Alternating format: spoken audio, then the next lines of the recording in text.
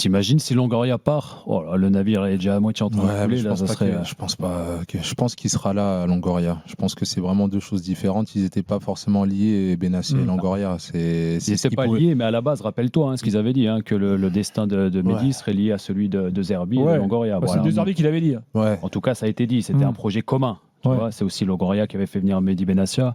Moi, ce que je déplore, excuse-moi Sam, mais c'est le timing en fait. Et c'est la grosse problématique de l'Olympique de Marseille. On connaît un peu le club, un club qui est exceptionnel, mais qui malheureusement, où tout est amplifié. Et c'est vrai que dans un timing actuel où est-ce que tu as besoin un petit peu de sérénité et de leadership, le fait que Mehdi Benassia parte, quitte le navire, je sais pas comment on peut dire ça, moi je trouve ça un petit peu dommage parce que c'est vraiment la figure de ce projet-ci. Certains lui reprochent, lui disent, attends, là on est dans la merde, en gros, règle les histoires et tu t'en vas après. Ouais, d'autant qu'il a fait un très bon travail, les recrues qu'il a amenées. Moi j'ai beaucoup aimé son coup de sang un petit peu contre le club de Bruges où à un moment donné il a stand-up comme on dit en anglais en disant écoutez les gars maintenant va falloir que ça s'arrête. Mais je pense qu'encore une fois tu l'as dit, les tensions internes avec Longoria, les résultats décevants, en fait ça a accéléré la décision de Mehdi Benassia de quitter l'Olympique de Marseille. Mais je trouve ça très très dommage pour le projet en tout cas de l'Olympique de Marseille parce que en fait tu recommences presque tout à zéro quoi. Sauf qu'au lieu de le recommencer l'été, tu recommences au mois de février. Bon c'est quand même pas l'idéal.